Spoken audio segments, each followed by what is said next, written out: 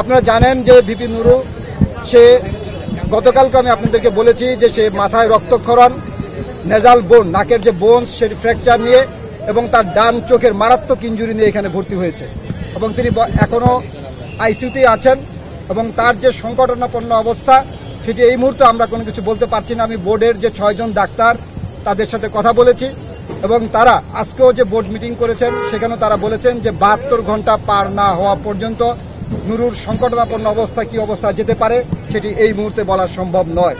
তাই আমরা 72 ঘন্টা পর্যন্ত নুরুর শারীরিক অবস্থা যেটি কীরকম উন্নতি হবে সেটা নির্ভর করছে, তার জন্য আমাদেরকে 72 ঘন্টা অপেক্ষা করতে হবে।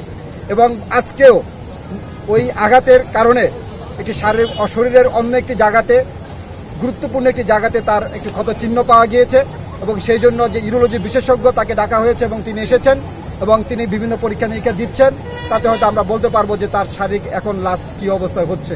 তাই তার পরিবার রিজভী আহমেদের মাধ্যমে আপনাদের কাছে এবং দেশবাসীর কাছে দোয়া চেয়েছেন এবং আপনাদের কাছে বলেছেন যে তারা যেন দেশবাসীর কাছে তারা যেন সেটি দোয়া চায় এবং আমরা 72 ঘন্টা পার হলে তার শারীরিক অবস্থাটা সম্পূর্ণভাবে বলতে পারবো। ধন্যবাদ।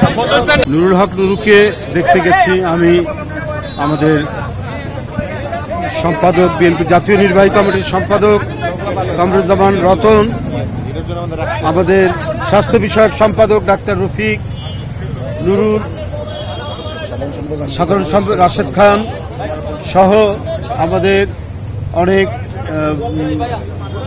দলীয় সমর্থক, ডাক্তার, চিকিৎসক এবং এই মেডিকেলের ছাত্ররা, তারা সবাই একসাথে আমরা ঢুকিনি, আমরা পরবর্তীতে এখানে তাদের পেয়েছি। আমরা মাত্র কয়েকজন, এই কয়েকজন আমরা তাকে দেখতে গেছি, কারণ সে তার যে আশঙ্কা এখনো কাটিয়ে উঠতে পারেনি।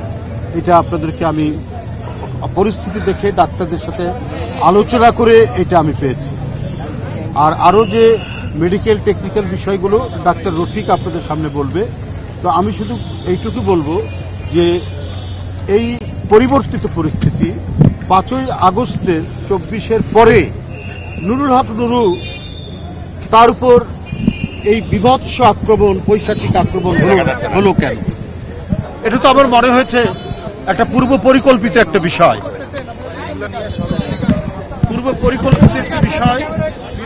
যে তাকে টার্গেট করা হয়েছে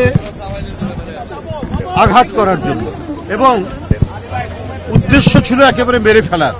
ওকে যেভাবে যে সমস্ত জায়গায় আঘাত করেছে, তার যদি ফ্র্যাকশন অফ মিলিমিটার ডানে বামে ওটা যদি আঘাতটা যদি যেত, তাহলে অনিবার্য মৃত্যু ছাড়া আমরা আর তাকে জীবন্ত অবস্থায় পেতাম না।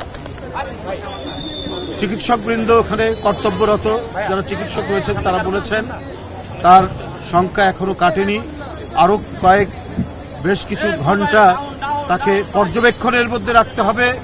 এই রেখে তারপরে তারা দেখবে যে তাকে শিফট করা যায় কিনা কেবিনে বা অন্য কোনো জায়গায়, সেটা তারা বিবেচনা করবে।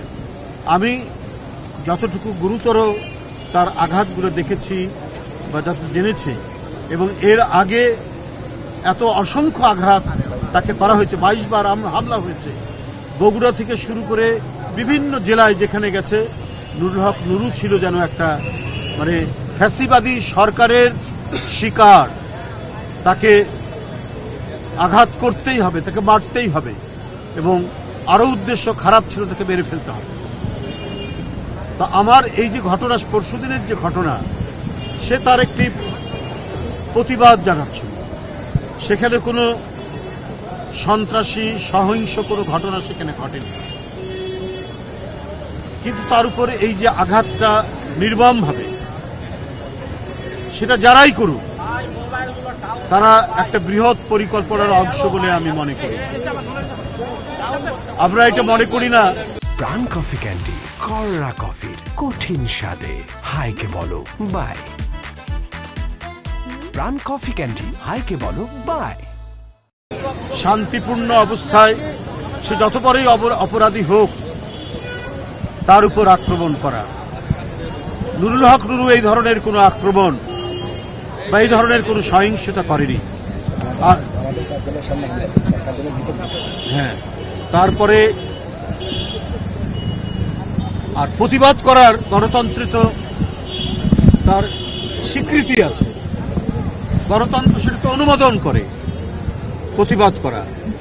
আর তাদের অফিসের কার্যালয়ে ঢুকে এইভাবে আক্রমণ করে রক্তাক্ত করা, এটা আমি মনে করি উদ্দেশ্য প্রণোদিত গভীর চক্রান্তের অংশ। এবং 5ই আগস্টের পরাজিত শক্তিরাই আজকে নানাভাবে নানা কায়দায় তারা তাদের বিষ দাঁত বসানোর চেষ্টা করছে। এর সাথে কাদের সাহেবরা, জিএম কাদের সাহেব, তারা জড়িত আছে কিনা আমি জানি না, বলতে পারবো না, কিন্তু তাদের পরবর্তীতে বিবৃতি এবং তাদের সেখানকার উপস্থিতি, তাদের কর্মকাণ্ড দেখে আমার শুধু এটাই মনে হয়েছে যে তারা আজকে বাংলাদেশে রাজনীতির কথা বলছে। এটাই তো সবচেয়ে অবাক করা কাণ্ড। যে লোক শেখ হাসিনার আমলে নির্বাচনের আগে ভারতে গিয়ে যখন সাংবাদিক আপনারাই, সে যখন বাংলাদেশে ফিরে আসে, আপনারা যখন জিজ্ঞেস করেছেন তখন বলেছে যে কিছু বলা যাবে, তাদের অনুমতি ছাড়া কিছু বলা যাবে না, নিশ্চয়ই আপনাদের মনে আছে। তো সেই লোক বাংলাদেশের রাজনীতি করে কি করে, রাজনীতির কথা বলে কি করে? এরা তো দেশে বিশ্বাস করে না, এবং এরা নির্বাচন করবে কি করবে না, কি কথা তাদের হয়েছে সেটা তাদের অনুমতি ছাড়াও বলতে রাজি নয়। এরা আবার গভীর পানির ভিতর থেকে মাথা তুলে উকি দিচ্ছে এবং নানা ধরনের সন্ত্রাসী কর্মকাণ্ডে উস্কানি দিচ্ছে কিনা এটা নিয়ে জনগণ তো সন্দেহ করছেই। যাই হোক, আমি এটা আমাদের দলীয় সিদ্ধান্ত, এ ব্যাপারে দল কি সিদ্ধান্ত নেবে সেটা আমরা পরে বলবো।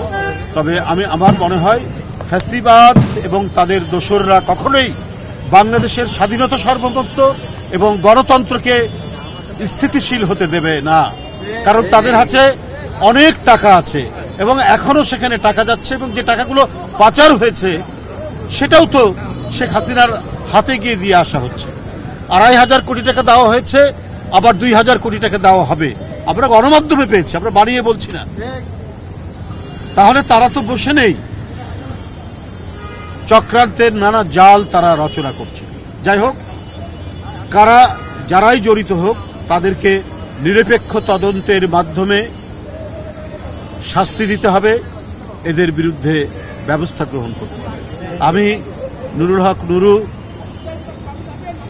সাবেক ডাকসুর সাবেক ভিপি, এক জনপ্রিয় ছাত্রনেতা ছিল, এখন রাজনৈতিক ব্যক্তিত্ব, আমি তার আশু সুস্থতা কামনা করছি।